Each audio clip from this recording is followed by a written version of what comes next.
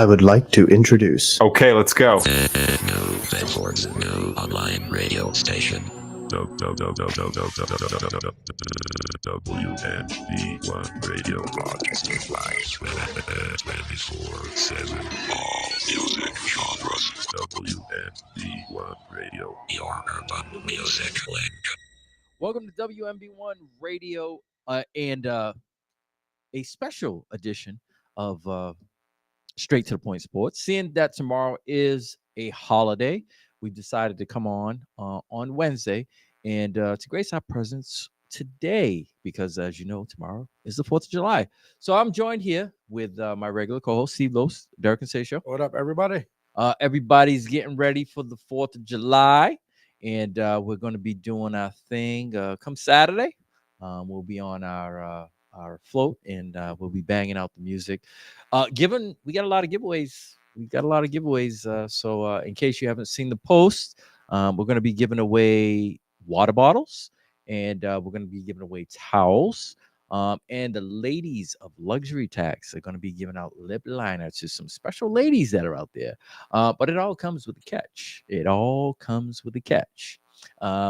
You got to show us proof. Show us proof on your phone that you indeed have WMB1 Radio downloaded, the mobile app. So if you don't have it downloaded, do so now. It's available on all platforms. And it's spelled just the way you see it up there. On the sticker in front of us, WNB1 Radio, spell out the one. Like I said, it's available on all platforms. So make sure you do that so you can get the free giveaways that we're going to be giving out on Saturday, all right, at the Cape Verdean Parade. Okay, so to the matter at hand, okay, we've got some very interesting topics that we're going to talk about here.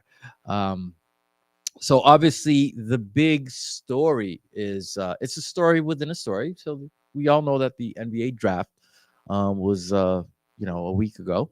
But we're going to be talking about the story within the story, the NBA draft, and who was drafted in the draft. Okay.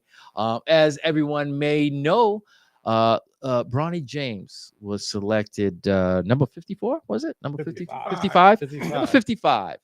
Selected number 55 overall by the Los Angeles Lakers, his dad's team. And surprise. It's caused a wave of controversy. So we want we're opening the phone lines. All right. We're opening the phone lines. All right. And we want everyone's opinion on it. All right. I'm going to throw the phone line up there. Wrong one. Let's see. Right, yeah, okay. All right. Phone lines are open 774-425-2631. We want your thoughts, your opinions as to why Bronny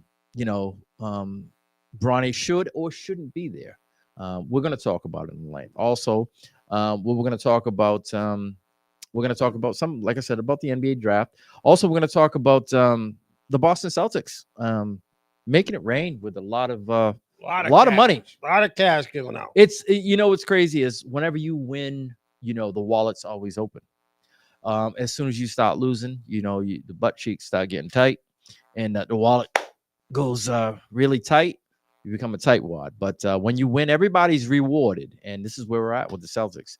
The Celtics went out and they signed everybody. Everybody's returning next year. Looking like Magic City over there. Everybody's returning. We'll talk about that in depth. Also, we'll talk about the phenom Quincy Williams, the 16-year-old sprinter, who is an alternate. Quincy Wilson, yeah, he's on the 4x4 team. Yep. Yes, he's an alternate on the 4x4. And he's the world record holder in under 18, but competing with grown men. Yes. And holding his own. Crazy. Yes. Yeah. So we'll talk about that. As well as if anybody wants to talk about anything, the phone lines are open 774-425-2631. Tap in at your leisure. All right. Once again, download free agent moves too. Tap in. Also tap in and download our mobile app. All right.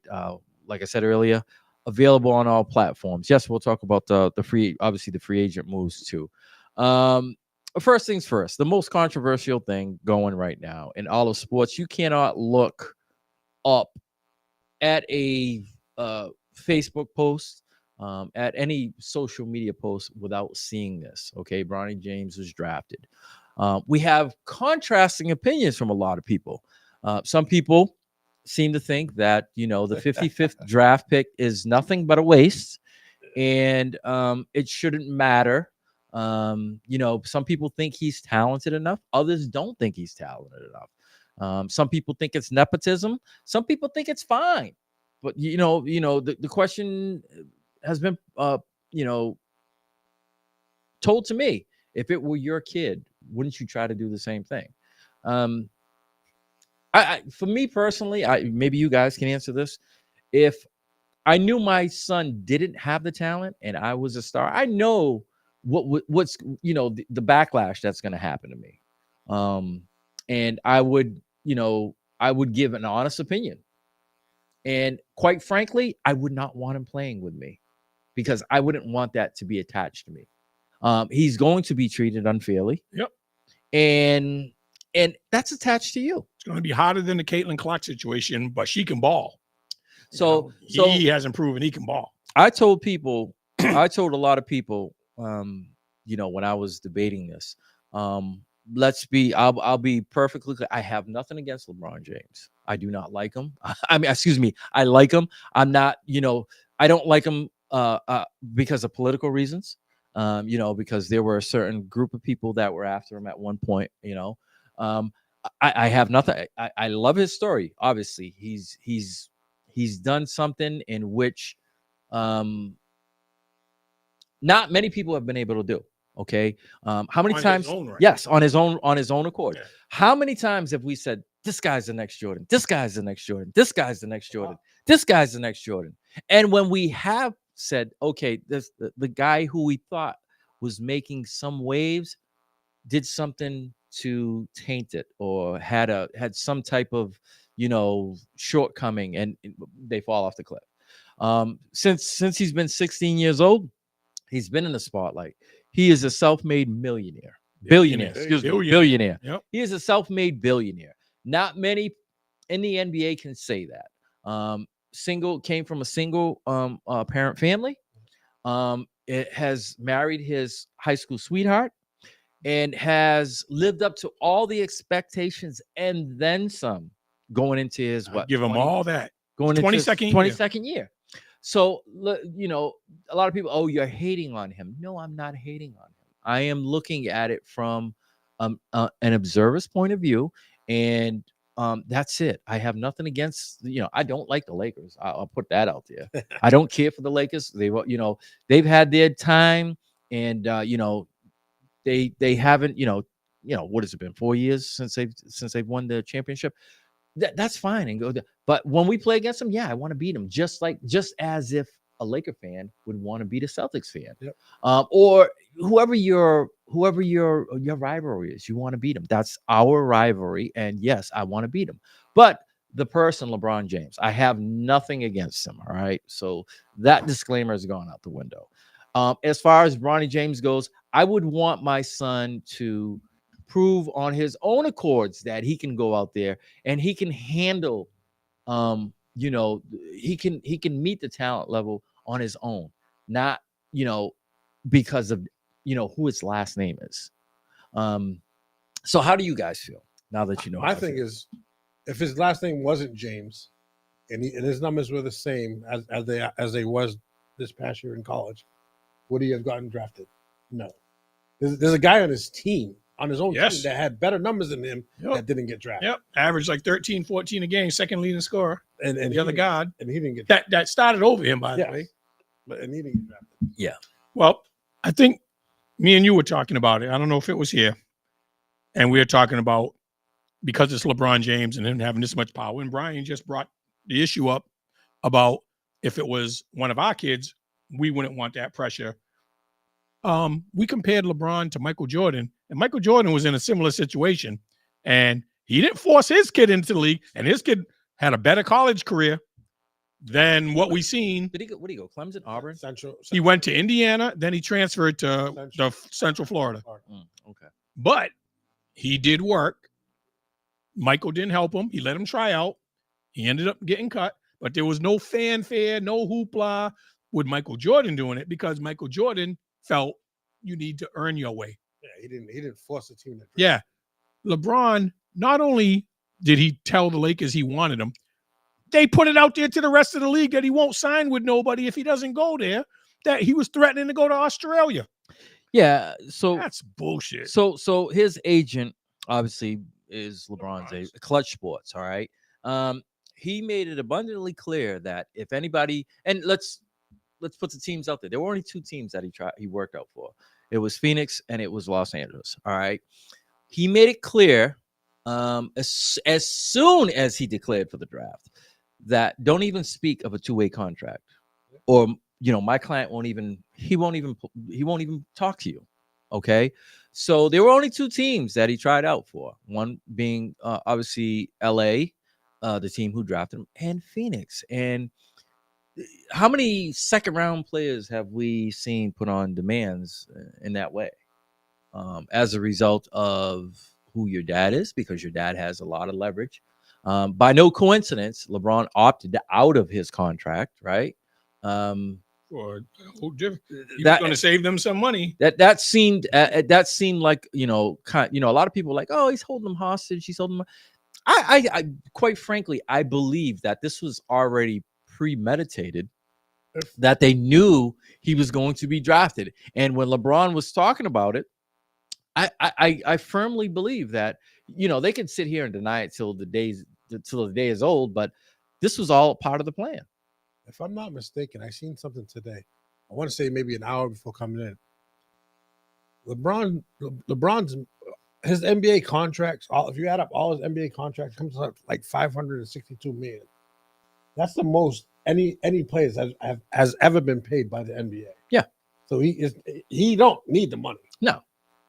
So money is not a question. And he just signed for what? 104 for 2 years. 51 a year. Yeah, 52 million. That's yeah. still a lot. Yeah. And it was rumored, right? It was rumored that he was going to take less money, $20 million a year, in favor to, if they could go and they could draft someone. If they can get a free agent signed. The rumors were they wanted DeMar DeRozan, and they wanted Paul George. And there was rumors out there saying that they were going to give Clay. Was the last one. Clay. They were saying that they were going to give Klay Thompson $2 more million than what he originally got. There's a key word into it. They never got to it because there had to be stuff done before. You had to trade players.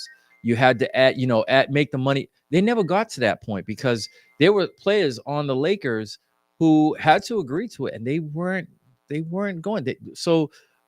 Who's the guard there? D'Angelo Russell. D'Angelo Russell. Yep. Was a big movement part. Yes, he opted in. So right then and there, that made it almost impossible because that was money that they were banking on that wasn't going to be there, that they could have, took and added a key free agent, as well as trading players to match salaries. That was the notion that they had, but it never came to fruition because a lot of things didn't happen their way. But it was rumored that he was supposed to take significantly less. So I heard that around the Clay pop. Yeah. Because they didn't have enough money except the mid-level exception. So Clay was going to have to want to go. So I don't know where this 18 million came up. Yeah. There was a lot of things. They were already putting the wheels in motion before things were already happening. And how ironic. They were going to offer him 18 million and LeBron was going to take a $20 million. Yeah. As soon as they didn't get Clay, what happened? We heard Bronny announced. Then even before their number one draft pick. Yep. And then LeBron says, I want the max now because you guys wasted my time. You struck out on Paul George. You struck out on Clay. And then they wanted DeMar. But DeMar, they can only offer him 12.8 because now LeBron is not taking the hometown discount. So there's only 12 million. And DeRozan's like, I don't want to win that bad.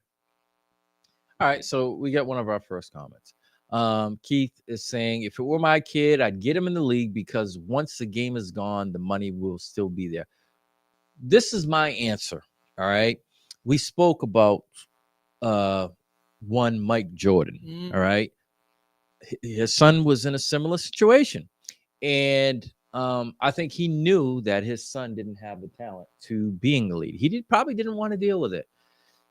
LeBron James, Derek just said how much money he's made. Why not? You know, if I knew my kid didn't have it, I would have the private conversation with him saying, listen, we're rich. Mm-hmm. It's not Sit by the pool the rest of your life. It's not. No, this would be my thing. I would say, listen, we're rich. I'm going to make you the CEO of my company, Mm-hmm. and you run it. Okay. He would make far more money than $8 million. Yeah, because what does Rich Paul make right now and stuff like that? But guess what? That's not what LeBron wanted. No. He wanted to be the first father-son thing. Yes. Because that cements his legacy. That was important to LeBron. So I don't think LeBron would have ever had that conversation because in his mind, he had enough power and enough influence. The only time I see that happen, because I saw a bunch of similar stuff, it was owners making those decisions. Jerry Jones with Stephen Jones, somebody else with somebody. But they were owners. It's their money. They can spend it the way, not a player forcing an owner. That's unheard of. I have no respect for this move. Zero. Because there's so many other players, like we just mentioned, his teammate in college, that are well-deserving. What type of message are you sending with this nepotism that other kids will never get to enjoy because they don't have LeBron James as a dad? And now what happens? If Carmelo Anthony's kid goes hardship next year and he doesn't play well, he can't do the same. He's not playing. But all these players, if they still have a kid playing, everybody's going to say, LeBron did it. I can do it. Yeah, I just so you got to realize something. If you're going, so with this move right here, this tells me, and I made light of it because I can make light of it. This move right here literally put the Los Angeles Lakers ahead of the Dallas Cowboys. The Los Angeles Lakers are now considered the Dallas Cowboys of basketball. All right. And I can make light of it because it's my own team and there's no hard feelings there. You know, even if someone said it, they're like, oh yeah, you know what? I'd say, you know what, you're right. Because you listen to the Los Angeles Lakers, okay, when they lost to the Golden State Warriors. We know we're a good team. We just ran into a buzzsaw. Next year, we're going all in. We're going to do as much as we possibly could. And this is what you do? Sign LeBron. This is what you do? Somebody who's averaged 4 points a game, and because of the fact that his name happens to be the same as his dad's, it just screams you're not taking it serious right now. I you know what I would have loved to see? I would have loved to see if Jerry Buss was still around, if he would be doing the same stuff. I don't think so. It's his daughter who, let's face it, she doesn't have the same style as her dad. No. And it's I would say probably it's a lot easier to talk her into doing things, especially when it comes to a child. Women, let's be frank about it. Women are more caring when it comes to the kids. Does she think that it's going to be more money at the gate or something? Well, this is what I see it as. I see it as a move, as putting asses in the seats, as opposed to being more. They're not ready to win, so that's a sideshow. Yes. And this is why I said. So we always talk about the Dallas Cowboys. If you want to win, you're going to put the best available product out there. You're going to keep going. You can't keep doing this. What do we call? What do we call it when you keep doing the same things over and over and over again? Right? Yeah. It's the definition of insanity, right? And expecting a different result. And expecting a different result. Like you haven't changed nothing. No. So my thing is this a ploy to get more money? It's definitely not doing anything to help your team. That's the only thing I could think of it, bro. So let's talk about it, because some people are not understanding the difference between a two-way deal and being a guaranteed contract. Yeah. So we just put it out there. Clutch Sports said, if my client is if you talk about a two-way contract, we won't even talk to you. Don't even bother talking to us. We are talking guaranteed. What that means, in essence, that means that there will be no G League for him. There is a roster spot there for him, which means he can't go back and forth between the G League and the NBA. He is assured a roster spot. He will be sitting his butt on at the end of the bench, or maybe who knows when his father comes out near his father. Who knows? I don't know. But the bottom line is he will be rocking an LA Lakers jersey for the entire 82 games. There's no, okay, Bronny, you know what? You need to help. You need to work on. No, his work will be done in practice with his teammates, and that's how it's going to go. But yeah, I just, there's you keep getting, well, if that were your kid, the money isn't an issue. The shame. The I money couldn't is do it. not an issue. Derek just told you 531 million or whatever it was. 526, I want to say. What's the difference between 526 and 531? I know. Not much. But That's just the NBA contract. That's not his endorsement. All our kids, ultimately dream of doing something. At what point do you say, that might not be in your grasp? You might need to do something else. There's nothing wrong with that. Being truthful sometimes is the better policy. Mm-hmm. And that makes me think, like my playing days, there was teams I got cut from. I wouldn't want my dad or somebody coming on my behalf and saying, put my boy on the team, because everybody else there knows I wasn't good enough to make it. And that scrutiny, what do you think the people on the Lakers are going to say? Yo, really? We got this guy? He can't even beat the water boy. Yeah. That's crazy. It's not. You talk about you want to win? No, you want us add to your legacy. Yeah. I don't have a problem if a guy has the talent. Ronnie is very ripe. All right. Very ripe. Didn't start at USC. Yep. Didn't perform overly well. Yeah. So the guy he averaged a couple of steals a game. That's not going to get you into the NBA. The hot situation.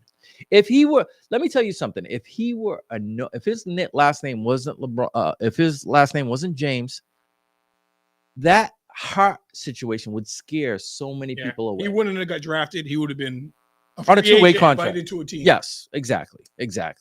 So he wouldn't even got invited because he would have to stay in school. It was a freshman. Yeah. Well, no. So no, you can come. But I'm saying he got cleared. But I'm saying no, he made the decision to come out.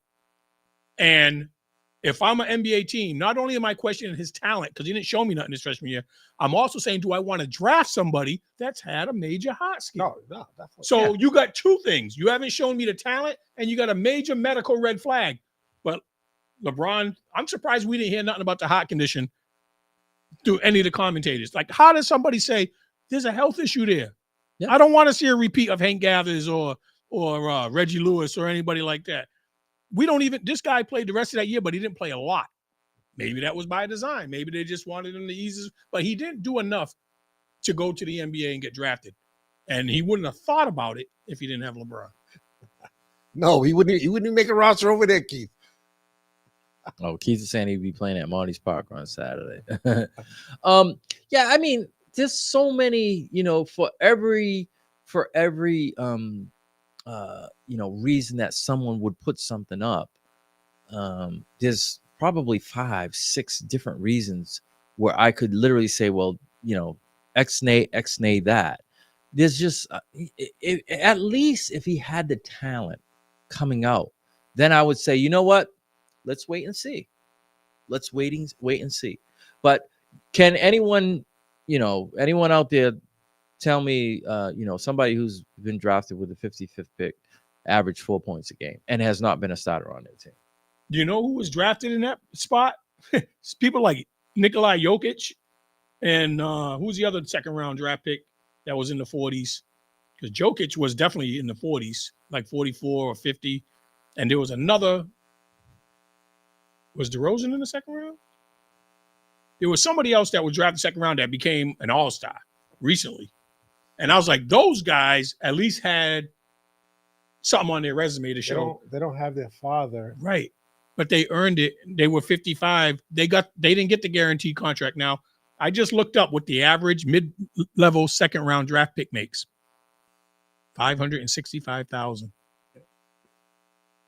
per year. He just got 4 times more than that, in spite of not starting for your team, in spite of having a major heart concern. So why does he get so much more than anybody else? Not only he got guaranteed, they're treating him like a first round draft pick. All right, so I Googled it really quick. The best 55th pick in the NBA history would be current Miami Heat guard Patty Mills, selected in 2009. All right. He wasn't even the one else. 15 season. Some other notable number 55 picks include Mark Ivoroni. That's going way back. Philadelphia. Mark Blount, Kenny Gaddison, and Etuan Moore. Now, let's talk about those players. Hold on. Before, the people, 55. Can we remember what all those players did in college? I can't attest to Mark Ivoroni because he was played like Santa Clara or Santa Barbara. But he was well. He would have had to been literally the early 80s. All right, so I can't account for him. But more. Didn't he play at Purdue? I can't remember. Kenny Gaddison. I remember Kenny Gaddison. Kenny Gaddison. All right, NBA career. But my point is, you look at these guys, and if you were to Google each one of them, I guarantee you they averaged high double figures. Okay. And then I heard a lot of people like, oh, nepotism. What about Bill Walton's kids? What about You didn't force them. No. But wait, hold on. Listen to this point. What about Bill Walton's kids? What about Doc Rivers' kids? What about the other Curry? Listen, all these kids were all Americans, and they would have gave you the business in college. They would have gave you the business in college. UCLA, yes, and doing work. Yes. All American as a freshman. All Americans, not 8th man on the roster, averaging 4 points a game. These kids would have gave you the business. All right. When I say business, I'm talking dropping 30 plus. All right.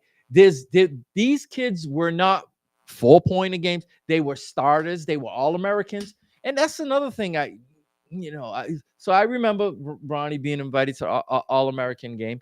He was ranked, so going into his senior year, he was ranked, I think, number 56. Then all of a sudden, when All-Americans came around, he jumped in the top 20. How? You mean when he was in high school? Yes. Yeah. He jumped into the He top was a 20. 3-star recruit. And it's like, okay, because people want to see that last name. Okay. I'm strictly speaking from the point of view of stats, not on hate. I'm just wondering how this happens. All right.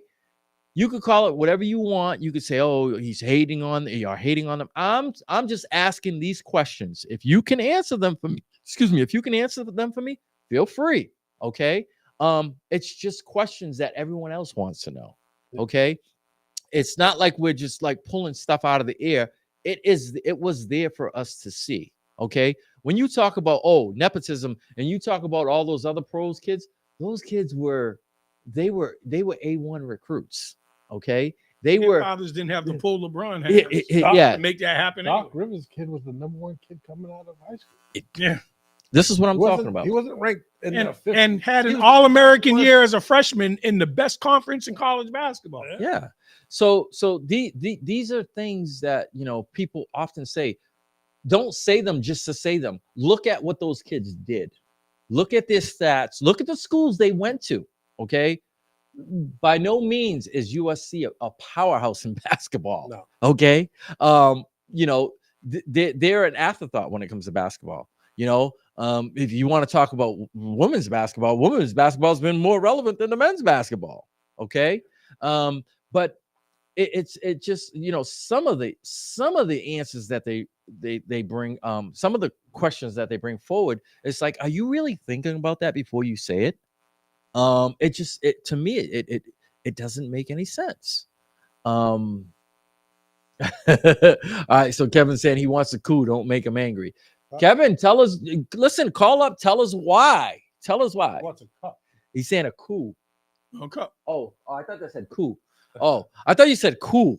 Oh, you want a cup? All right. Listen, you gotta download the brother.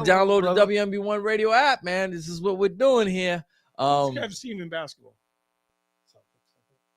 All right, I was just wondering if he was a Laker fan or something. Nah, I think he likes the Celtics. I'm not positive on that. So, Kevin, do us a favor. Tell us what you think. Tell us what. Call in. You always want. You always want to be a guest, and you always No, want to come on. Come on, call up and tell us why. Right? I got the phone right here, hanging right here.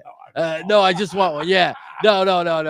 Listen, you want one? Yeah. Listen, you can get as angry as you want, man. You can't touch me over the internet. All right. I know you're a big dude. I know you're a big. It's scrolling right at the bottom, man. It's look 774-425-2631. Keep that phone in your hand and dial the numbers and tell us, man. But yeah, I just for the life of me, I want to see. I would, you know what? I would like to see him, exceed, because you know what? It's just it will be a bad mark in which somebody could point to and say, look, this is what he did and this is what he didn't do. And moving forward, if he can live up to the talent and he can be I'd love it. You know something? I just thought of something. We're going to get an early shadow in about a week because NBA Summer League starts. And when he doesn't do good in the Summer League. Next week. You're playing. And then they want him a guaranteed spot in the roster. People are going to say, I guarantee he's going to start during Summer League. And then he's not going to do well. And then they're going to say, but he's got guaranteed money. He's still going to get a spot on the other roster. Yeah. And there's going to be people that outshine him. That's going to be, even on that level, I think he's going to struggle. I'm not saying he sucks.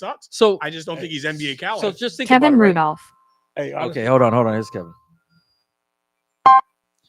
WMB1 Radio. I'm here. Okay. All right. You're here. Now that you're here, can you give us your opinion on the Bronny James? Look, man, I'm not hating on what the man did for his son. I see it over and over again. I hear the sportscasters talking about it, and I get it, like what he did. From a father's point of view. From a father's point of view, absolutely. I'm opening every door I can for my son. I get that. Now, can we look at it? As somebody who's looking from the outside in point of view? Now you want listen. I am looking at it from the outside in. Like I made that point. I want that just to be what I preface on what I say, because it's to me, it's like all these other kids got overlooked because their name's not Bronny Jr. Like that's sad to me. Like I hear everybody reciting about how great it is, this, that, and the other thing.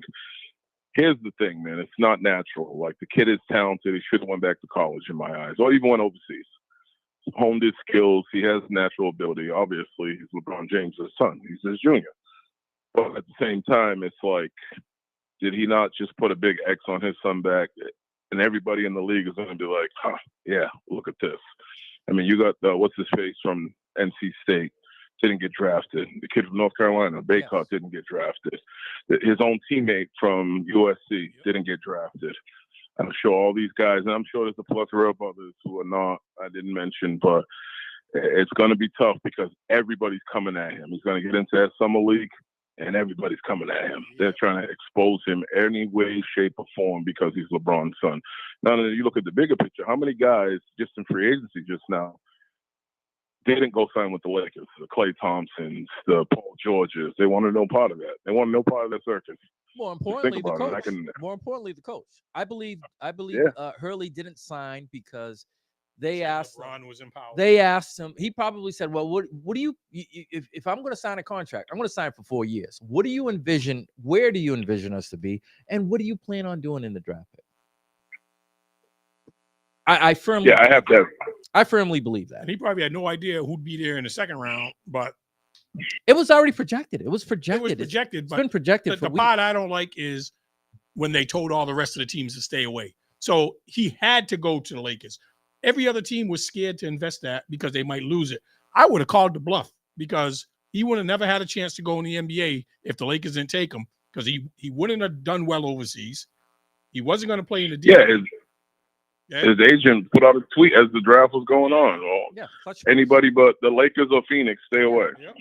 Yeah, clutch sports. If I'm Boston, I draft him on purpose because they don't have it. They don't have any room for anybody really. But you Mhm. draft him on purpose just to be a jerk. To Now you can trade him down, but I think LeBron made him come out this year because LeBron's getting old and wants to retire. He might not have another opportunity to play with his son, or his son plays another year and doesn't look any better. Or he doesn't play it, or he can't do anything because it's hot. Yeah, or it's hot. Kev, what do you think? A lot of people overlook the hot issue. I was like, how does somebody who's had a bad hot, he got cleared to play last year, but I think, that's one of the reasons he didn't play a lot. He doesn't have the talent and he has a bad hot, and he's the only second-round pick with guaranteed money. Yeah, that's crazy. What he signed 4 years, $7 million. Yep. That's 2 crazy. years. To me, it's not like it's not fair to the rest of the kids that are all striving for the same thing. Like, I get it. Like, it's LeBron James. We're talking about one of the go to the game. I get all that, but at the same time, like, I hear the comparisons of the brothers, the Ball brothers. Like, the Ball brothers are legit, like, good. Like, the one that plays for Charlotte is nice. Like, he averaged like 20 points and like 8 assists.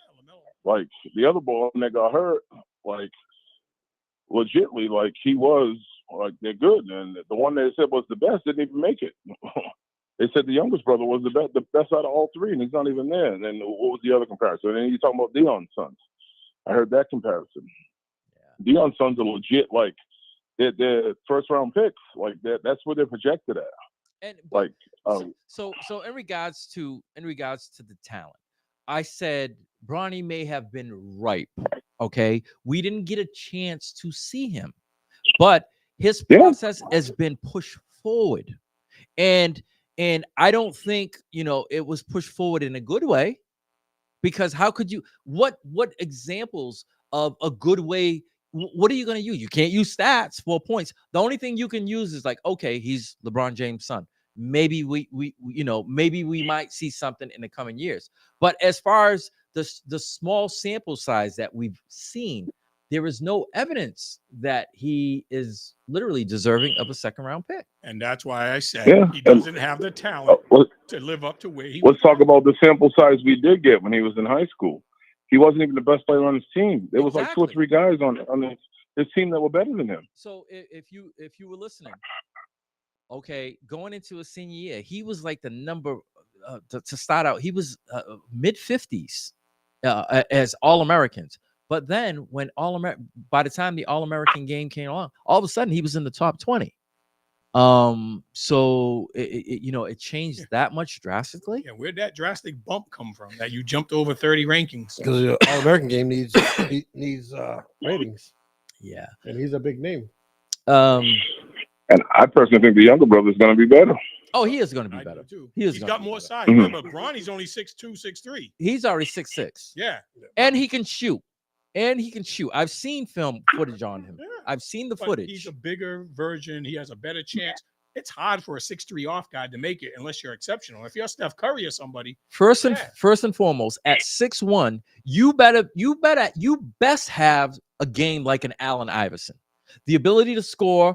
Otherwise, you're no good. Because at 6'1", you are not locking anyone down in the NBA. No. Your only pathway to the NBA is offensive talent. Let's be clear about that. At 6'1", you are not going to be a shutdown player. Okay? It's just not going to happen. At 6'1", you have to have outstanding blazing speed, the uncanny ability to finish at the rim, and to drop 30 on any given night. And he has to be somewhat of a lockdown defender and if you look at the guard in the forward position, it's kind of mingled into one, and you have to have some type of length. Look all the length in the league now. Yeah. The length is crazy. So if you all you have to do is look at the Boston Celtics. The Boston Celtics have made the blueprint of what a 5-out offense should be. It's literally four wings, and you throw in one center who can stretch the floor at any given time. Okay, so Willie Ford's saying 6'2", 6'1", 6'2", heels on, It's not heels quite a off. typical off guard. He's It's not a point guard. It's yes. Okay, so I did put out the scouting reports on him. Oh, boy. They were Which not nice. Which basically it was basically saying he's he's not a point guard. He cannot direct an offense. And he doesn't He shoot doesn't good have- enough to be a shooting guard. Exactly. So this is what it's not hating. It's the sample size that we've gotten. Okay, it's the sample size.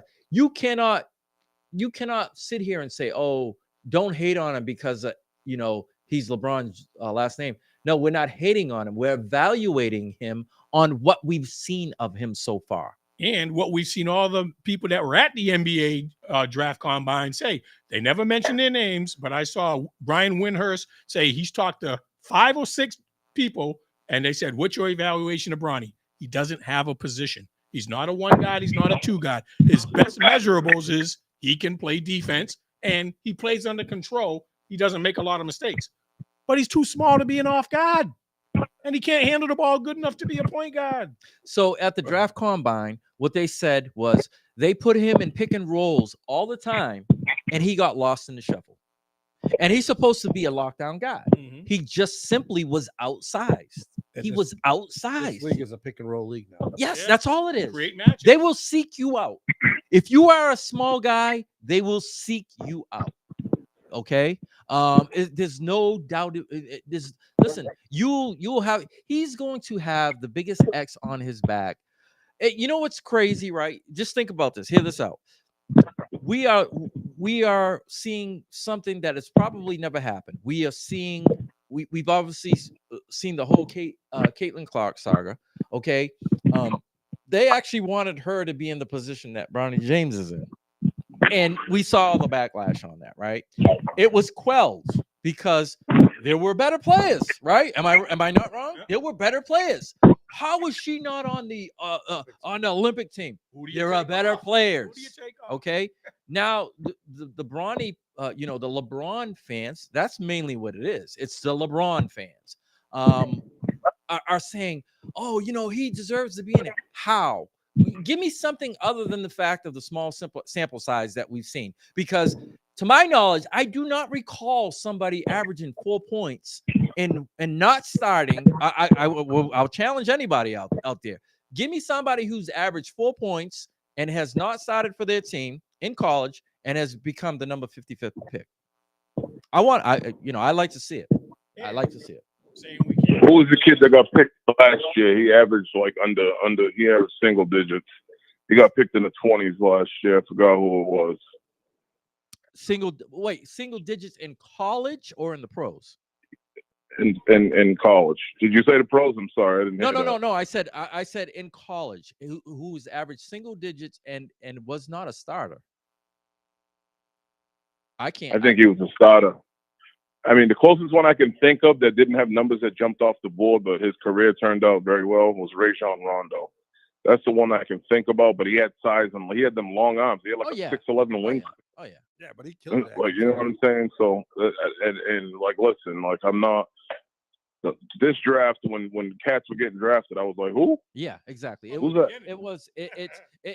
Let's just call it for what it is. It wasn't one of the strongest drafts. If these guys No, it wasn't. last year's draft, they would have been mid-level. The top picks would have been mid-level to end of the draft picks. Oh yeah. It was a very I knew the kids from the kids I knew well were the kids from Connecticut, and kid from Kentucky, All right. So, the kid from obviously Purdue, but like it wasn't the strongest draft in the world. They're saying next year's draft's better, but yes. still, it's just like you had guys who had sample sizes all through college, all through the tournament that didn't even really get selected, and it's mind blowing to me. Like if your only case is I'm LeBron James' son, I can't get with that. I can't. I'm sorry. I don't care who thinks whatever of me. I can't get with it. No. It's what we've seen. It's what we've seen.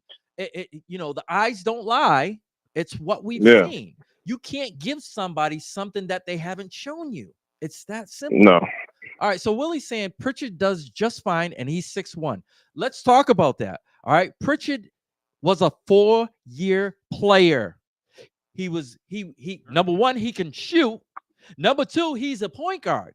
Okay. He is not an off guard. Okay, so there's a big that's apples and oranges right there.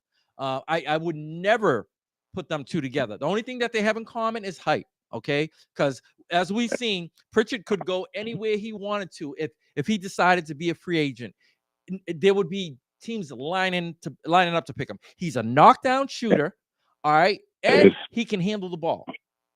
His tenacity on defense. Yes, and when I say handle the ball, I mean handle the offense. He he definitely can. Yes, he is a point guard. He is a true point guard, and not only is a true point guard, he's a shooter. All right. I don't know if anybody's watched the progression of Pritchard from year to year to year to year, but it is phenomenal how he's been progressing. Yeah, and once again, most importantly, 4 years. 4 years. And when he was in the Pac-10, he was giving them the business. Exactly. There's a difference. There's a difference. There is a difference. There's a difference of sample size. Yes, there's a big difference. So I mean, to use that comparison, I wouldn't use that. You're talking about an off guard and a point guard, a guy who was in college for 4 years, who was physically ready. His body's physically. Don't get me wrong, Bronny's got a for his build, he has a but we haven't seen it. It's the sample size is just too small. And only that, you got to worry about his height. I don't know. That's and all this being said, I hope I'm proven wrong because I want the kid to succeed. I'm not sitting there saying like everybody says you're hating. No, I'm not hating on the fact of him succeeding and how he got there. So I'm just hating on the fact of the people overlook his numbers in the visual eye don't lie. Like, I don't care what anybody says. Like, there was one sportscaster who came on ESPN about a week before the draft, and he read the honest opinion of about 5 scouts. I don't know if anybody's seen that. I believe it was on First Take. I posted it. Yep. I didn't see all that because I got on late, and I'm sorry if I'm repeating what was already said, but they gave honest opinions of him. They're like, if the Lakers don't draft him, he's not getting drafted. So the writing was on the wall. I don't know if anybody was shocked when pick 55 came up and they were called LeBron James' son's name. I don't like Browning. It's not. It's to me the guaranteed contract. Like what Baycott signed that 10, I forgot what it's called, 10-day something contract, which is guaranteed from anywhere from $5,000 to $50,000. Yeah, that's crazy. And that's crazy to me. A mid-second round pick. Crazy. We Googled it. Makes $575,000 a year. A mid-second round pick. He just signed for $8 million. 7.9 guaranteed. 3 years with a play option in the 4th. Pretty close to $8 million. But nobody else in the second round is going to get that, and there's better talent out there. Yeah. I wonder what the biggest contract for a second rounder is. Well, it's supposed to be slotted, so I don't even know how they gave him that much money. No, you can give him as much money as you want. You can't. That's on you. You're looking like Bobo the Fool when it doesn't happen. So it just doesn't happen. First rounders, then? No, for first rounders. So you're talking about lottery picks. Those are slotted. So the first, what is it? The first 14. First 14 are slotted and considered. They're considered in the lottery. There's a scale for them that they have to be paid, but. It's just you can pay a second rounder as much as you want. That's on you. You're jumping out the box.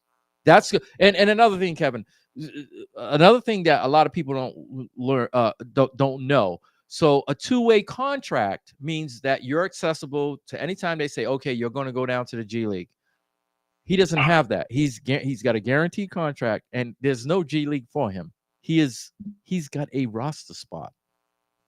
He hasn't even proven himself in Summer League yet, but we're going to find out. He'll play in Summer League. Obviously, everybody plays in Summer League. Everybody that's so pro, like we're not hoping that he fails, but like Kev said, the eye test, and he hasn't done nothing on the college level to warrant being drafted. Nobody else averaging 4 points a game got drafted. How much potential do you see in that? Yeah, no, you weren't even starting for your own team. Yeah, it's just so we're not. Let's put it this way: we're not accustomed to seeing.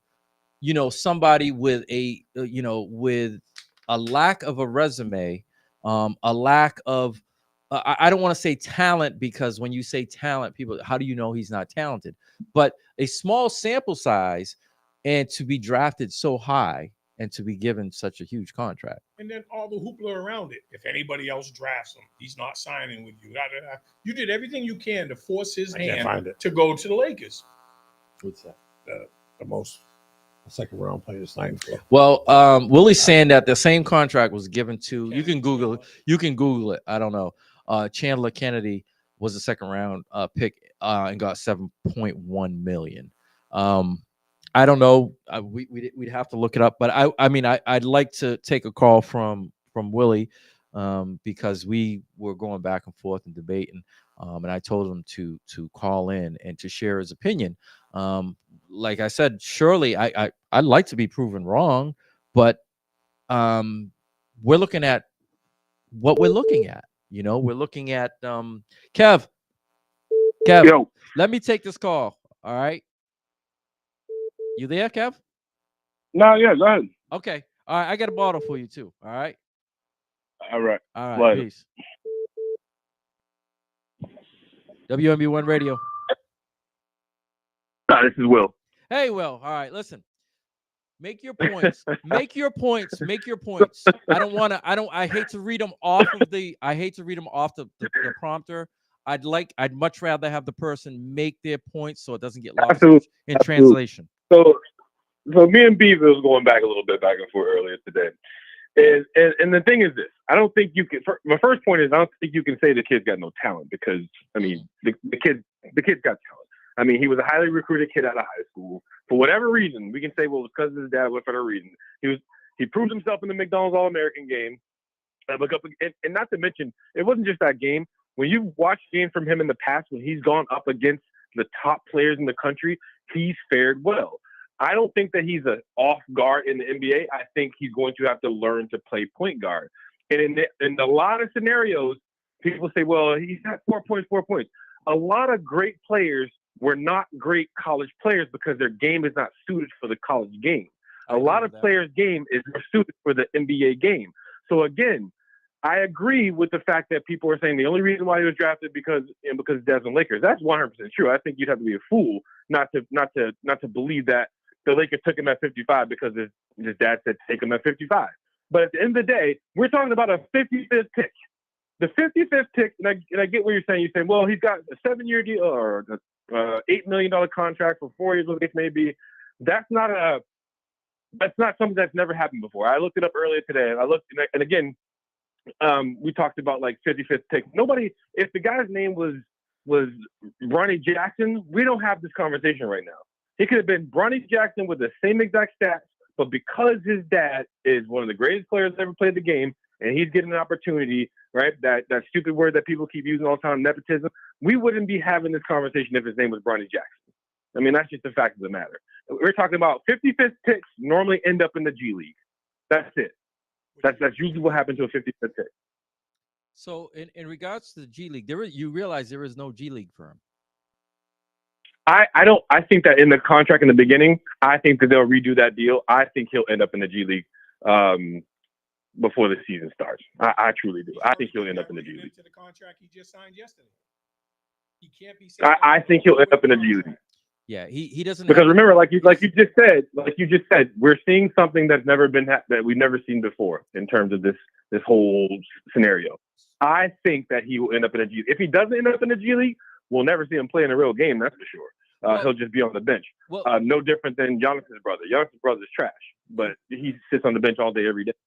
Well, so as currently constricted, his contract, which was scripted by Clutch Sports, it's a guaranteed contract, and there is no G League. There's no two-way. Now that means a lot because if you look at LeBron and AD in the last 3 years, they've all been hurt around the January, February, and that's where the ability to move players back and forth and to be able to manipulate your contract, that is a roster spot that's being taken up.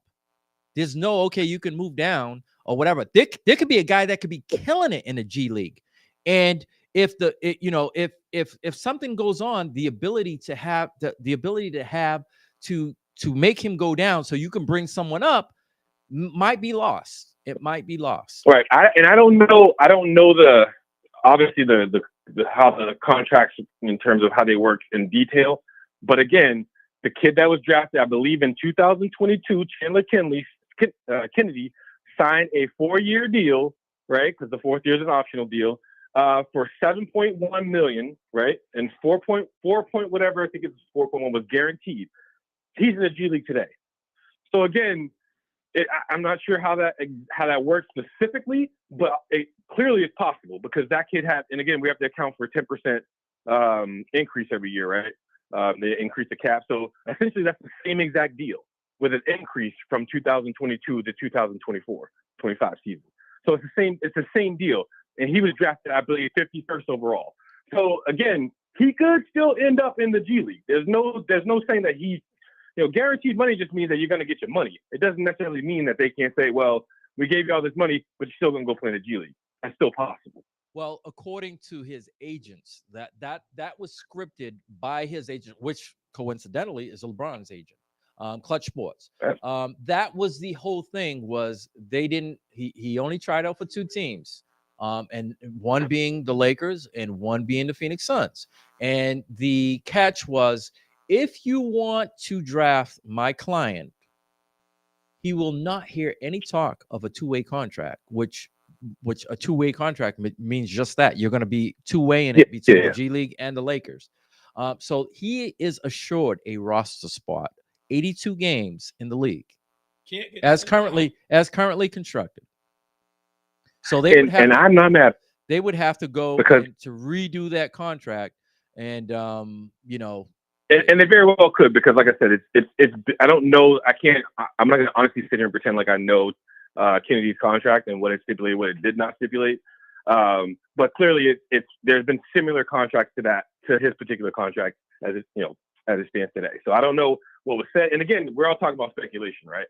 We're all speculating what the agent said, or when people talk about how, they said that nobody needed to draft him. Nobody was going to draft him anyway. Let's be real. Like, they can threaten all they want, and I guess the most real speculation that I've heard was them saying something along the lines of, if you draft to draft Bronny James in hopes to use him as trade bait for something else. I mean, that probably would make more sense. But nobody was going to draft Bronny James thinking that he was going to be a part of their team. If Bronny James is on the Lakers roster, again, I'm not mad at it either, because at the end of the day, it's been done before, right? There are other people in these leagues that are on certain teams that are absolute garbage, right? That shouldn't be a roster spot. And Giannis' brother has had a roster spot for like 5 years. You're trying to tell me that Giannis' brother is good enough to be on a roster for 5 years? Not even 1 year. We've already said that. Yeah, we clown him. Well, I know I wasn't. I'm just saying in general. But you want to know the one difference between Giannis and Bronny? One wasn't publicized. The other was highly publicized. I think Giannis, my brother, a spectacle event. We're not going to put provisions on him getting drafted or him coming to the team. We're going to just kind of do it like while everybody's asleep and nobody notices. Everybody notices now. Yeah, but Giannis wasn't. Yeah, but Giannis isn't arguably, right, one of the greatest players to ever play the game. And not to mention one of the most scrutinized players to ever play the game. Like, LeBron James is averaging, 27, 7 and 8 or something like that. And people were like, he needs to retire. He's trash. Like, those numbers are the same numbers as Jason Tatum. So LeBron James gets more scrutiny than any player in the history of the game has ever gotten. Definitely. You know what I mean? So naturally, when his son comes along, right, and his son doesn't have the numbers per se that we believe that he should have in order to be a 55th pick, which is 3-4 picks before the end of the draft. That's like Mr. Irrelevant, for Christ's sake. Like, because he's LeBron James' son, regardless, he could have averaged 15 points a game, and they still would have said the same thing, because you know why? Because he's LeBron James' son. But if he averaged 15 points a game, he probably would have got drafted higher. Whereas he only averaged 3.9 or 3.8. That's saying something. When there's other guys out there, that, like, there's just a guy on his team that averaged more points, more assists, more rebounds, and started over him, who didn't get drafted. Yeah, but again, guys, we're talking about a 55th pick. Well, we're talking about a difference between if any other guy, all right, we're talking about one pick in a what 60 picks or something, whatever it was, 60 picks. We're talking about one pick, right? And you guys are saying that, well, because he got drafted, the 55th overall pick, he took a roster spot from somebody or opportunity for someone to get drafted. Every team in the NBA draft had every opportunity to draft whomever they wanted, whomever they had on their draft board. So if this one particular person, whomever that one particular person is, didn't get drafted, it's not because LeBron James' son got drafted. It's because they were not on their draft board. So what you're saying, like you said, if this kid's name was Bronny Jackson, would he have gotten drafted at 55? Nope. No, he wouldn't. With his numbers? At all. No, he wouldn't. But we wouldn't also be having this conversation if that person with the same stats, the Lakers drafted that person with the same stats, we wouldn't be having this conversation. People wouldn't be all up in a roar, all up in a set. We would. I mean, maybe don't get me wrong. Maybe Lakers fans would be, perturbed by them drafting someone that averaged 4 points a game. But the everyday guy who's not a Lakers fan wouldn't care. I don't think that guy would get drafted. What we would be raising an eyebrow because it happens. So you look in football when a guy jumps from the third round to a high first round, everybody raises their eyebrows. If you're if you follow that sport and you see a guy getting drafted out of his draft position plus or minus 5 to 7 or whatever it is, something is going to be an eyebrow raised either for the good or for the bad. Not back to when the Patriots drafted that bum center or whatever he was, that lineman that they drafted, they could have got in the damn 7th round. People raised their eyebrows for like 2 minutes, and that was it, and it was over with. Well, Bill, we trust. They could have got the guy for free. But he had a pattern of taking of. It's different when you have a pattern of taking garbage and making it good, or an eye for talent, which that's a whole different story because Belichick was. And who are we, right? Belichick wasn't a great drafter. By no stretch, he wasn't a great drafter. But the whole point of it is you would, because you listen to the experts and they're gonna be flipping pages like, wait a second, where did this guy come from? Or and it's gonna raise the eyebrow. So to the average fan, the first thing they're gonna do is they're gonna go like this. They're gonna grab their phone and Google and look where he goes up. It would have raised some eyebrows, but not to this level. Yes, you're true. That is definitely true. But it's just we need to see. What's really going to be telling, as Steve said. In another week when the summer league starts, and the great part of it is they play the second game of the season. They play against the Celtics. Mm-hmm. I don't know if you happen to witness that, but they play the second game is against the Celtics, and And my thing is this, and I'll let y'all get back to the show. My thing is this. And I'm sure a lot of you guys are probably too. I am absolutely rooting for this kid. I hope that this kid comes out. And like I said, he's never going to be good enough because he could average 30 points a game and people will be like, yes, you're still trash because they do it to his dad all the time. But he's never going to be good enough. But I hope he comes out, right? But the next, and I don't say he's going to be, that guy or even close to this within the next year or two. But like I would say maybe in year 2 or 3, I hope he comes out and he's a 15, 6-6 guy. If he can come out and do that, then that's a win for that kid. Because everybody's counting him out. Everybody's telling him he's got no talent. Everybody's telling him that he shouldn't have been drafted. Again, if we can give Bill Belichick, right, that same respect and say, well, Bill has a plan, or Bill evaluates a certain type of way. This is what he does. Then maybe that's what the Lakers are thinking right now. They're thinking, look, if this kid is 20% of what his dad is, then we're okay with that. And again, I hope that he does, because I hope that everybody eats the words, because this kid has been through a lot of adversity, right? This kid had to grow up being in his dad's shadow, continues to be in his dad's shadow. And at the end of the day, if you don't like a story like this, if you don't like a story where arguably one of the greatest players to ever play the game gets to step on the floor with his son and pass the torch, then you're not a sports fan. Wrong. Wrong. That's a personal opinion. You can't say that. He didn't earn a spot. That's the whole problem. Yeah. If it wasn't LeBron, Okay. that's Can we get past it? Can we get past it? All He right, can earn a spot. I let you state. We know why you he's state there. your opinion for 15 minutes straight, and you're not allowing for a rebuttal.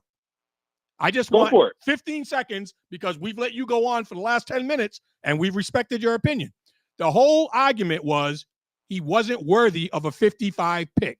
There were at least 5 people I can name you that were more worthy of a 55 pick, but the Lakers wouldn't even consider him because LeBron said he wanted his son. So LeBron is grandstanding here, using his power and influence to force the organization to allow him to say, I'm the only person who had a father and son team play. Nobody else has ever done it. That's the true reason this happened, because he's not worthy of a 55 pick right now. And I want you to chime back in when Summer League ends, because we're going to find out real quick just how talented or not he is at this level.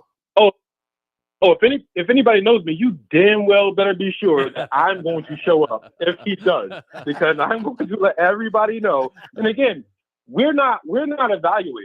I can tell you about the number of people that I've evaluated to become pro basketball players is the number 0. So whomever thinks that this kid is worthy, they made that choice because they felt that for whatever reason, whether it's because to make their star player happy or because they think that he fits, they evaluated that player. They picked that player because they wanted that player for whatever reason. So and that's their right to do so. But again, like I said, my comment about the story was in addition to everything else. If you don't like the story, then again, let me ask you this question real quick before I go. I'll ask all 3 of y'all. You're a dad. You have an opportunity to get a job like that. Do you do it? Nope. Michael Jordan didn't do it. What? Michael Jordan didn't do it. And his son had a better college career than Bronny. Michael Jordan made him earn it. That's crazy. That's crazy. If I'm in position, if I'm playing for the Patriots and my son's coming up playing ball and I have the power to be able to get him an opportunity, I'm doing it. Period. He could have gotten an opportunity. I appreciate y'all giving me the time. He could have been an undrafted. I'll let y'all go, but I'll listen on off. But I appreciate y'all giving me the opportunity to talk. All right. Hey Willie, before you go, Yo, what up? You still sucking horseshoes? I'm the greatest. You know where to find me. My man. All right, thanks for calling. All right, yeah. So I mean, everybody's gonna have different opinions. You know what I say about this whole story? TBC, to be continued. All right. There's only one way we're gonna find out. One way we're truly going to know how LeBron James' son will do, and it's watching him while he's on the court. And it is what it is. If he goes out there and for the first quarter of the season looks like he looked in college, then the naysayers, they'll look more right than wrong. If he comes out and he averages 8 and 4 or whatever, and he gives them, then that'll be legs for another story. But as we stand right now, to be continued. But Michael Kahn, I don't give this guy credit at all. You don't deserve it sometimes. He had a point. By this kid going to the Lakers with his dad and all that, he's going to have the best nutritionist. He's going to have the best coaches, being as his father. Mm-hmm. So he's gonna have the help. But does that change the talent? You can have the best. That's gonna help him out. You can have the best of everything. If you've hit your ceiling and you don't have any more to give, it's not going to help you. But that right there, we don't know. Yeah, well, that's why I said to be continued. Yeah. You can have the best of everything. It's just if you've hit your ceiling, you've hit your ceiling. If you're still on the floor and you can raise your ceiling, then that's fine. We saw that happen with Todd Marinovich at USC, the quarterback. His father had all the best training all the way from growing up to high school to college, and he still sucked in the NFL because even everything that the best of money can buy doesn't make you more talented. No. You have to develop those skills to produce on an NBA level or an NFL level. And Bronny James didn't even show that he could handle the college level yet. So he needed another year to prove himself like everybody else. But for some godforsaken reason, he thinks he deserves to come into the NBA with what little he's done just because it's a nice story. That's not the NBA. The NBA is a business.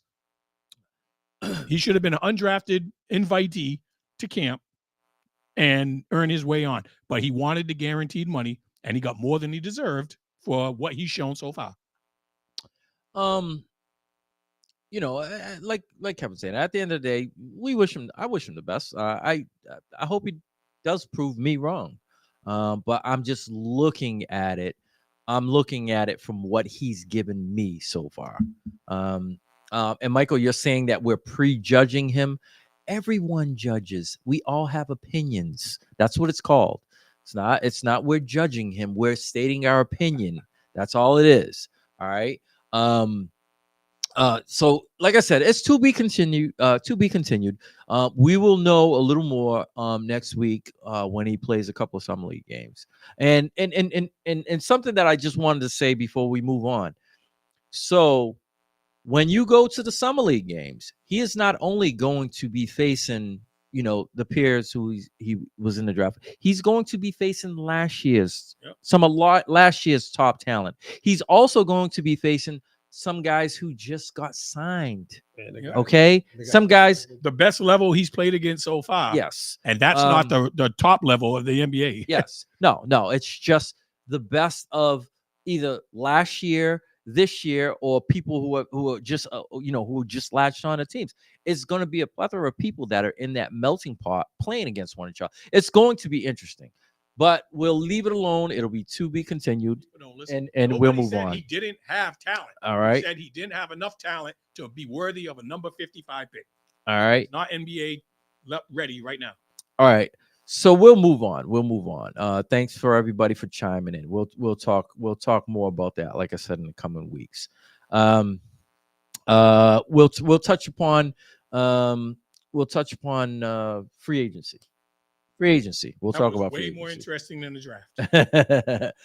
Free agency. Stayed, who left? Yes. Who do we think is the biggest catch so far? Who do we think is the best signing so far? Got to be Paul George. Yes, I think so. But just how good is he? He's 34. So how many years is he going to give them? They got to win. They're at a win now. Yes, right. They're in win now mode. That's a great pickup. They're not worried about down the line. They want to win now. All right. In comparison, let's use him and let's use Klay Thompson. What do you think is better? So Klay Thompson, we all know, is a catch and shoot guy. He's got two. He used to be a lockdown defender, but that's out the window. That's out the window. Like Draymond. But he is being put into a position right now where all he has to do is sit and let those other two guys work their magic. That's it. So he's been put in a great position. He still can shoot it, not as great as he once shot it before, but he still can shoot it. And he's going to get a lot of open looks with those other two guys doing their thing. That's a great fit. He's not going to be asked to do as much. No. Catch and shoot. Number 3. Catch and shoot. Can't guard everybody. So let's look at Dallas for what it is. Did they have anybody who was scorching the nets when they played against the Celtics? No. So it's a definitely upgrade. They basically traded Derrick Jones for him. Derrick Jones shoots knuckleballs. Yeah. But I mean, he's great in transition. He wasn't a shooter, but he was a good athlete. But he's going to be a better version of what Derrick Jones. Oh yeah, offensively, yeah, yes. Defense. But at one point they were leaving him alone. They were like, shoot it. And he's got an ugly shot. But yeah, so when we talk about Paul George, they are in win mode now. You look at it as where it's the way it's currently constructed. The Sixers, the biggest question now becomes, can Joel Embiid stay healthy when it matters the most?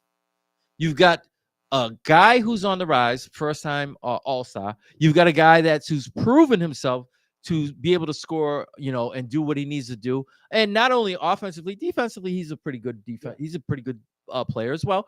The question now becomes, Joel Embiid, you've got help. You've got scorers. Can you stay healthy enough when it matters the most? You could say the same thing about Paul George too. Can he stay healthy? He's been there more than Kawhi Leonard when they were on the court. Exactly. No, I understand that, but he gets hurt. But he's been around. But he's the thing with Joel Embiid. He gets hurt every year. during multiple playoff times. time. Yeah. Multiple times. Always during hurt in the course of the playoffs. year. And he still plays great. Yes. But Just imagine, if like, he was healthy, yes, if he was a body. fully healthy, yeah. it is. But the whole thing is he has to stay healthy. I think Philly will do damage if they stay healthy next year. I don't think they'll overtake the Celtics yet, but I still think they've closed that gap a lot because getting rid of Tobias Harris and Adam Paul George is huge. Oh yeah, Tobias Harris he's the biggest, and he was eating up so much money. guy. He was eating up There so is- much money. I like to refer to him as, excuse me, I like to refer to him as the Kirk Cousins of football. Hey,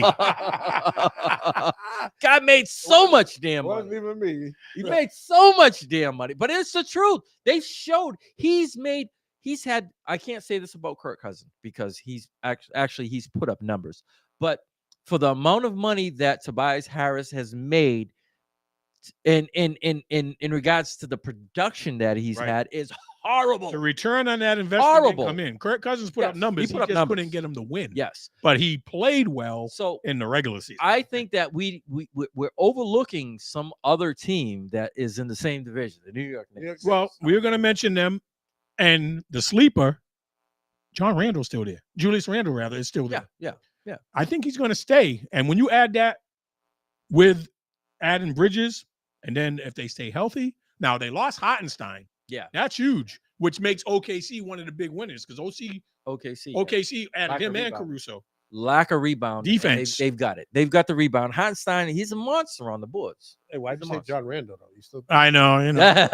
We were talking about Kirk Cousins, but Julius Randle. So the Knicks, we talked about Philly, we talked about Dallas, and we're overlooking the Knicks. The Knicks, like you said, Julius Randle, a lot of Knicks fans are like, get rid of him. no way. Wait a second. Let's see what you got. Yes, you can't get rid of something until you know how it fits. Like I said the last show. Play up to the trade Like I said the deadline. last show, right? The Lakers didn't think he was worthy. What does he do? Go out and do. He goes and he becomes a All-star. 3-time All-Star. Everybody they gave up that year but- turned into yeah, a better player. but elsewhere. just Ingram, as I said, Played preach patience. Preach patience. There were a number of people who were like, get rid of the Jays. Get rid of the Jays. It took them 2 years on their own, 3 years before they won a title. Sometimes you have to. but they also added some nice pieces. Yeah, around I know them. exactly. They weren't going to do it just by them. No, exactly. but they made smart moves. Yes, People exactly. criticized the smart for Porzingis. So That was something they didn't have. So Mikal Bridges, number 4. Mikal Bridges might be the move. I can never say his OG name. Anunoby. He can't say his name. Anunoby. He might be the piece that you don't know because you haven't seen all these guys play. And he got hurt during the playoffs too. Well, Yeah. So imagine if he was there. And 40-something minutes a Yeah. game. That hurt. He needs to change his coaching style. You've got 8 guys now in that. even rotation. Brunson Yo, not for nothing. He ruined Derrick Rose's career. He's always been in that way. Chicago. Yeah. He's always been that Coach. way. He gets stuck on 6-7 guys, and that is it. His rotation is garbage. It is garbage. Now you have 7-8 deep. You got to roll with that, and you got to find a way. You got to find. So a way. let me ask you something. Look at the East in general. Strong. 6 deep. strong. Boston, And Philly, Milwaukee will be there. we haven't even. Indiana. Yes, we haven't even. And they touched- added a free agent. They lost Jalen Williams, who was good, but he was hurt last year. He was kind of sneaky good, but he was hurt most of the year. He had a back problem. He didn't really play. He went to another team. But in Cleveland kept Donovan Mitchell. Yeah. Everybody else is still there. Everybody else, they didn't lose nobody. Young too. Yeah. And who else is on there? Boston, Philly, Milwaukee. He keeps putting Milwaukee at 3. No, I'm just naming. I was trying to say there's 6 deep. I was trying to name The Knicks. Cleveland, the Knicks, Indiana. and Indiana. Yeah. Yeah. Don't sleep on No, that. Orlando is Orlando's- getting better, but I'm saying young. they're 6 still- strong. They're still young. I think for Orlando, I think that they need that veteran presence. Someone like it's not available, but someone They just like, got Contavious Caldwell Pope. yeah, but that's a piece to a part. Right. They need that one guy that's going to come in and be They able to- could have used Clay. Let me tell you something. In another year or two, if things don't work out in Miami, a Jimmy Butler would fit perfect on that team. Because he doesn't have to be the man. He's a in dog. That's what I mean. You need a dog. Someone And you knows how to throw win. him in that mix with those young kids around. There you go. And you know what else we're forgetting about with Indiana? They lost their number one pick, who was averaging 16 a game or something like that. Benjamin Matterin, the kid from Arizona State. He was their number one draft pick. He was like the 7th overall pick the year before. And he was coming off the bench, and then he got into the starting lineup, and then he got hurt like 2 months before the season ended, and they shut him down. So they're going to get a healthy version of him. Yeah. And who they pick up, did we say, in the free agency? Who? The Pacers. But they're going to get Matterin back, and they picked up somebody good in free agency. I'm just losing who they signed. So Mike's saying if DeMar DeRozan goes to the Lakers, that might be the best move, along because of money with the rookie who can shoot. Watch out.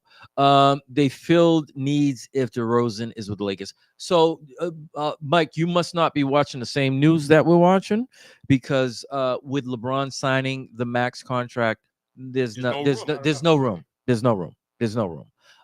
Their only hopes will be at some point during the season, if they can move contracts around, and this is a big if they can move players around and teams are willing to throw that bone their way. That's the whole reason why he opted out, was basically to see who was available and who was going to come, with hopes that Klay Thompson, with hopes that DeMar DeRozan, one of the bigger fish, would come their way, and then he would take a considerably less salary. That didn't happen, so he opted back in at a max salary. And the way it's riding right now, the team that they have is the team that they have until the trading deadline comes. Yes, he opted out to get Klay. That's what I'm talking about. They were hoping. Willie's saying that he opted out to get Klay. Yes, then he chose the Mavericks. But Willie, if you know, right, you know that they would have had. What was the key move? We talked about it earlier. Who opted in? Who opted in for the Lakers? D'Angelo Russell was a big roadblock to what they needed to make. Yep. All that money that they were using, that would have went part of. That would have went to part of the salary, but he opted in. And now you're talking. Yes, now you're talking about, now they have to go another route. Via the trade. Now they got to make the money work and all that other stuff. Before LeBron got the max contract and he made that $20 million concession, and Klay ended up getting 18. Yeah. What was I going to say? I don't know. I forgot. But before, when they made that concession, when Klay chose out, before LeBron signed the max, they only had 12.5 to offer him because LeBron was cutting his money. D'Angelo made that money go back up when he opted in. Yeah. So they could only offer him 12.5, and DeRozan laughed at it. There's no way. No way. No. DeRozan's making $30 million a year. He's not going down to $12 million to play on a team that's not guaranteed to even be in the top 8. Yeah. With him. Yeah, Mike, I get that, but as we are speaking now, they would have to trade a lot of pieces away. You got to remember, you just can't trade for a guy. The money has to match. And their best chance for the money to match was D'Angelo Russell opting out, because that would have been extra monies that they would have been able to use without having to get all strategical. It would have been money on the books that you could just hand over. They don't have that now. Now I think they're going to be hamstrung until the trade deadline. Yes, that's what I'm saying. Give somebody their unconditional release. There aren't. Listen, it's not as if there aren't better teams out in the West. It's not like, okay, you can come to LA. We're winning championships. I read a stat today that it freaked me out. I want to say the last 6 years, not counting their bubble championship, they have been no higher than, I believe, the 6th seed. That's hard to believe. Been in the play in the last 2 years. That tells you right then and there that there are other teams that are more desirable to go to, regardless if LeBron James is playing there. No, it definitely is. So it's not like a landing spot. In order to be a landing spot, you have to win. And knowing you're hamstrung, Yes. why do you pay a second round pick more money than what the other second round Let's picks not are? get on that. I know, but much. I'm just saying, you already know you don't have money, so you can't splurge in any areas because you need that money to get somebody who can contribute right now. But the Lakers were one of two teams in the West that I thought lost in free agency. Yeah. Who do you think's the other? Phoenix. No, Phoenix. Who did they get? Phoenix got somebody, didn't they? Can't even remember. So Denver. There you go. Denver. They lost one of their key cogs. They lost two. They lost. So they lost. They lost Contavious Caldwell-Pope and damn it, I can't think. But all their money's tied up in their big three. Yeah. I didn't realize Porter had already signed Yeah, he an had extension signed, like that. Yeah, he had signed. So him, Joker, and Kyrie, they're eating up a lot of money. Kyrie, not Kyrie. You're talking. I mean, Murray. Guy related to Biden. Murray. Long day in the sun, man. Long day in the sun. Yeah, no, but Murray. All three of them make big money. Yeah. So there's really no room to pay the support players because them three are eating up so much. You can, but it's what you want to pay. Did you see what they offered Pope? 14.5. You know what he signed for? 25 million. Yeah. Wasn't even close. No. They were hoping that he'd stay for the love. Bruce Brown left the year before. No. You win when the going's good. I've got a title. I can move on. Now it's all about taking care of my family. Yes. It's all about taking care of the family at that point. But they didn't add nobody either. No. So you got weakened. Yeah. OKC got stronger. Yes. Minnesota's young as hell, and everybody stayed put. What were some of the other teams that were at the top? Yeah. Dallas improved.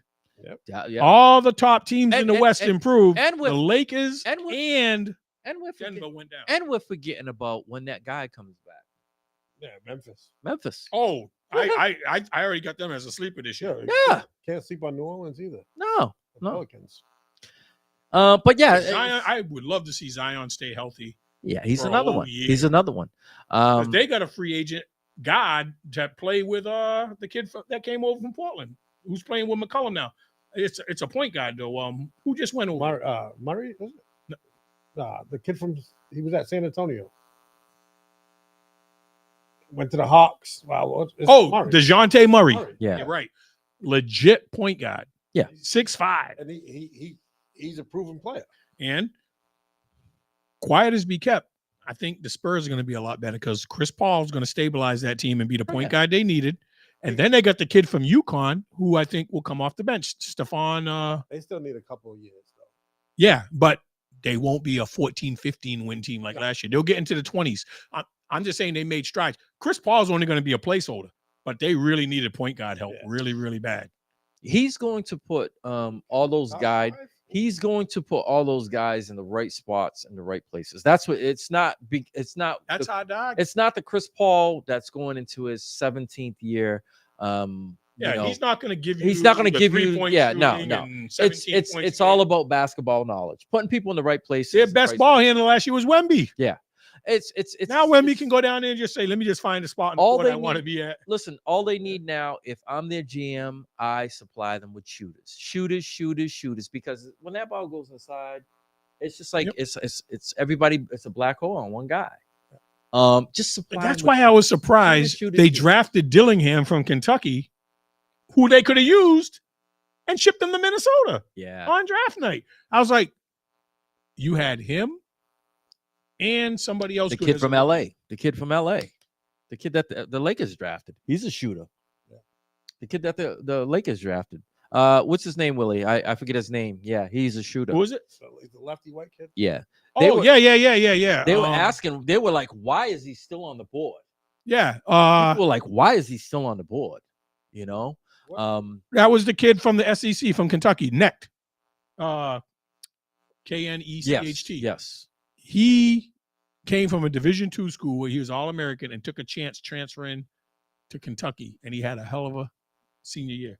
Yeah. He was averaging 24, 25 a game. Whatever happened to the kid from Duke that didn't get drafted second round because of he went in the second round? Filipowski. Because of his girlfriend's age difference, they were saying. Oh, I didn't hear nothing about that. But I thought he was going to be at the end of the first round. I thought the Celtics might have taken him, but the Celtics still got a good player. Oh, The kid from Creighton. They got him. They got the kid the first Portugal the kid Keita.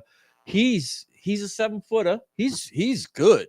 It's just he needs more playing time, and unfortunately, it's so backlogged. You've got Horford. You've got what's his name when they got hurt. Obviously, you got Porzingis. You got Horford. You got Cornette, and then you got him. He is from Tennessee. What did we say? What are we talking about? Neck. Yeah, you said Kentucky. Did I? Yeah, you said Kentucky. Yeah. Oh, all right. Yeah, no. It is Tennessee. Yeah. So Filipowski, the only way you draft him, I mean, he still would have been behind those guys that can shoot the three. Well, he can block shots. Well, he can run the floor. Well, last time I looked, Al Horford wasn't doing too bad himself. You know, the only thing is he comes at a much cheaper price. Yeah. No, I'm just saying he was worthy of being picked. Oh, yeah. At the end of the first round. And I he was must surprised. have had some issues. He must have had some. I wasn't thinking about the kid from Creighton, but when I saw the name come up, I was like, oh, because I watched a lot of Big East, and I was like, oh, he was good. I forgot about him. And the Celtics can always use another shooter. You know what we're forgetting about with the Celtics? They still got Mr. Davison down in the G League, who had a great year. They did not offer him anything. No extension. He's playing on his final year this year. And I don't think he can play Summer League this year. I think he's going to be traded, or he's going to get his walking paper. I was surprised with that. And the other kid, the bald kid, they're keeping him more because he is more of along the lines of a wing. Yeah, he was drafted last year. Though. Yeah, yes. But was drafted. Remember, yes, they also got that that point guard that's over in Israel. Is it that's stashed? He didn't come over last year. He was drafted 2 years ago. Yeah, but isn't he's really, really good. But I think what I'm saying is there's going to be a logjam that they're going to probably lose Davison, and they're probably going to lose the kid that's playing overseas. Yeah, they didn't. The kid that was playing overseas is only like 21 now. They didn't offer Davison a tenure. So he played in their summer leagues last year. Yeah, I can't remember his name, but he was good. Just wasn't a spot for him. And now that you got Drew Holiday and Derek White both playing point guards, and you got Pritchard behind them, and Pritchard will be traded this year. Pritchard will be mark my words. Pritchard, he was almost traded this year. He will be traded this year. It's not like he's making a ton of money, but they're not gonna. No. This will be his third or fourth year. Next year will be his free agent year. Yeah. So they know that he's going to go for the greener pastures. He will be part of a trade to improve somewhere along the lines. Mark my words. He will be traded this year. Because on the free, if he just think about it, if he were to leave this year, you know how much money he would have got? No, but I'm sure it would have been substantially a lot more. And getting that exposure. Yeah. He's Willie said, he compared him to they're miles apart. They're two different players. Oh yeah. You've got a true point guard who can shoot the lights out. Shoot the lights out. Bronny got on defense. there it is right there. Filipowski's girlfriend started dating him when he was 14. She was 22. And she got him deep into the Mormon religion to the point he cut off his family. Yep. I didn't hear anything about that. I didn't hear about it. That's an interesting side story. I didn't. See, I heard about that. During the draft, they always dig dirt up on people, and everybody kept saying, "Why is he still on the board?" If they knew this information, that's what. That's like talking about Josh Giddey. But he was already on the team, which is one of the reasons I think he got traded this year. They didn't want to say because of that. But bad prep in a small town. He was going to be the odd man out anyway. Because his contract was going to come up soon. His contract is coming up next year. Where did he go? Chicago. Oh, all right. All right. I'm not mad. No. I think he's going to help. I think so, too. Of course he's going to help. Because he's giving you insurance in case Ball's not ready to come back. And if Ball does come back. Ball's ready. They cleared him. Cleared him. Yeah, he's been cleared. Yeah, but I'm saying he doesn't have to come back and play a million minutes, because I'm sure this guy will get. Yeah. He'll be on a pitch count. He didn't really get to play the point at OKC because of SGA. Yeah, so he was playing. he was great in the fast break, but he wasn't really running the show like he might have the chance to do with your squad. Okay, look at that. The two cons agreeing with one. Yeah, I don't. All right, let's move on to our next subject. We need to talk because it's 7:45 already. There's no proof, Michael Kahn. No proof. Let's get on to our next topic. All right, where are we here? We need to talk about the phenom. All right, Quincy Steve, Wilson, you yeah. can talk about him. You can start off with it. Right? Hey, we all know the Olympics are coming up this year, and there's some great, fascinating stories. One that I think is being overlooked is Simone Biles and her third Olympics and how she's still dominating the world. It's not even close. She's going to win again, and it's not going to be close. As many categories as she wants. But this story with Quincy Wilson, 16 years old. Williams. No, it's Wilson. Sure. Yeah, I text you guys the correction, hoping that we'd correct it before it went on. It's Quincy Wilson. I text you the Google ad. But he is 16 years old out of Baltimore, Maryland, and he was invited to because he won the nationals in high school, he was invited to try out for the Olympic team. Everybody thought that was a novelty. Now, we can almost compare that to what we're talking about with the LeBron thing. He got an opportunity, and he went out and proved himself. And even though he didn't make the 400 team, he still made the relay team, and he's an alternate on the other team. Every time he ran was a new under 18 world record, but it still wasn't good enough for the over 18 world record, the open. But for somebody to keep pushing himself and not be intimidated, I can't think of a better story. A 16-year-old that was given a chance and held his own with the best in the country. He hasn't even gotten his grown man strength yet. No. That's what I mean. He's 16. He probably is just running on pure talent. Wait till he gets more coaching and watch what he does when he's in college. I mean, he's got 2 more years in high school. That's crazy part. By the time he's a senior. He's gonna be bored running in high school meets. Oh, yeah. Yeah, sprinters don't hit their But like Derek said, he hasn't grown into his body. He's wiry strong, but he's skinny. You see what the college track people look like? The big defined legs and chiseled bodies. He doesn't have that upper body strength, which people underestimate. But I wanted to make sure we talked about him and then also Sha'Carri Richardson, who was robbed of her spot last Olympics because of the marijuana scandal. It doesn't give you an advantage to running. No. And she came back this year, and the good story about that was her and her 2 training partners that worked together all year, they finished 1, 2, 3.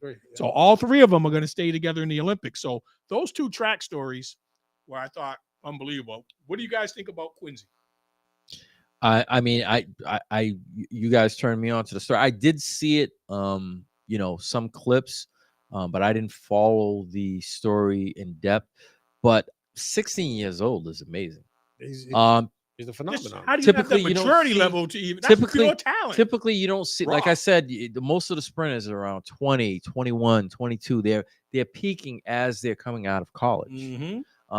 Used to see the Kyle Lewis's and the Usain Bolts. Those are anomalies. He's those guys, so much more of a physical those guys, every year. That goes those on. guys just went on for years and did what they're like the LeBrons of track. But for someone, this is the equivalent to like a Tiger Woods, 16-year-old, qualifying. Yes. In high school, 16. In high school, and then when he went to Stanford, he just started smashing. Yeah, when he was at Stanford, that's when I remember hearing. He qualified. He qualified for the Masters. But I can't think of anybody except the gymnast who were ever in this age lane. There might have been one swimmer. Yeah, he's a soccer player there. The black dude. Black kid. Yeah, I know. I forget who he is. But he didn't have a great program. But yeah, no, he's not. Yeah, he kind of leveled out. His ceiling was. But there's been plenty of gymnasts. Yeah, well, gymnasts, but the gymnasts, they say at a younger age are better because girls mature faster. Yeah. Anyway. So that's kind of typical for the gymnast. But for a sprinter, that's unheard of. That's unheard of. And there's no way for anybody to say favoritism or anything like that. He had to get up there, line up against the best of the United States. He had to run against grown men who probably got 10 years of experience. Yeah. They're 26 and 28 years old. And this guy's 16 and probably I don't know how young he started, but let's just say he's got 4 years of experience doing it seriously Yeah. before he realized, Well- "Ooh, I'm really good at track." Well, they got all these, they all kind of track clubs nowadays. Yeah, with they young do. Kids, so they start as low as young as 8, if I'm not mistaken. So who knows? I didn't even hear about him on the high school scene until he got to the Olympic trial. But the thing that I liked the most was the kid still wore his high school uniform in the Olympic. Oh, I didn't know that. That's his high school uniform. Wow. Yeah. That's just Keeping it real. That I kind of like. I thought that was cool. Yeah. Speaking of which, you guys happen to catch the under 17 under, you see how much they're winning by? Yeah, The girls or the guys? The guys are winning The by girls are winning by 100 and something points. the guys. Same thing with They're just- 89. They're winning by, so they won by 89 and I think it was 76 points. And they were up. So I want to say an hour ago That's they when they were had up. They were up. Carmelo's kid, They were up the other by. James. They were Carmelo and up. James they both got cut. They were up by 50. Under 17. Yep, they got cut. 59 points, I think it was at halftime. I saw a picture of them with them in the picture. When did they get cut? They got cut. They didn't make the final cut. Him, Carmelo, or LeBron's kid both got cut. Wow. They had the Boozer twins. One of the Boozer twins is leading the team. The Yeah. kid that was originally from Brockton. They're going to be the number 1 high school player this year. Demonstra, I didn't see him on there. 17 and under. He was there. I saw highlights of him on SportsCenter. Okay. They were showing them. They were like, because they were talking about how it was a mismatch, and they were showing him, and he was doing work. He's a baller. Yeah, but he was on that under 17 team. But the Boozer twins are on there. The funny thing is, Cooper Flagg could have been on there because he had another year, and he's on the Olympic scout team. Yeah, but Along if he with would have stayed, at a prep school, he would have been going into his senior year. Yeah, he's on. He's a year younger than everybody, you know. He's on the Olympic. He's basically playing against the Olympics. He's their scout team. But he's supposed to be the number 1 pick next year. So. Yeah. But I was like, just imagine how bad that squad really could have been. There's no competition in the world right now, but on the college level, there's other teams catching up. But the high school level, they just don't have the development that far down yet. But because France has really thrown some great players out the last couple of years, and they're only 18 and First 3 players or 2 players picked were France. yeah, Alex. They Zachary, they had 4 in the top 10. yeah. Four France So players in the top. look 10. out for them. Everybody talks about Canada. I think France is going to be better than Canada. And now that we're bringing up these under 17 and under 20 teams, did you see the under 20 team USA football team getting smacked? Oh, Yeah. they got beat twice. they got getting smacked by Yeah. Japan and Australia or somebody? Austria. It was Austria and Japan. That's crazy. Like, My thing is, I want to know who they're picking. yeah, exactly. That's what I don't understand. Thinking I we wanna can just know. pick anybody. Yeah, I want to know who they're picking. Division 3 All-American. That's what I'm saying. They're not. They can't be picking these guys that are getting D1 scholarship. Yeah. Well, they're not. They They're probably not going to risk them. yes, they probably did not. Because that's the only thing. I'm like, yo, this is crazy. How are they Oh. getting smacked? Since it's open to pros now, why not some USFL players? Or they didn't think they had to go that level. No, it was Under 20. Under 20. There's an age limit. Yeah, but I did see that.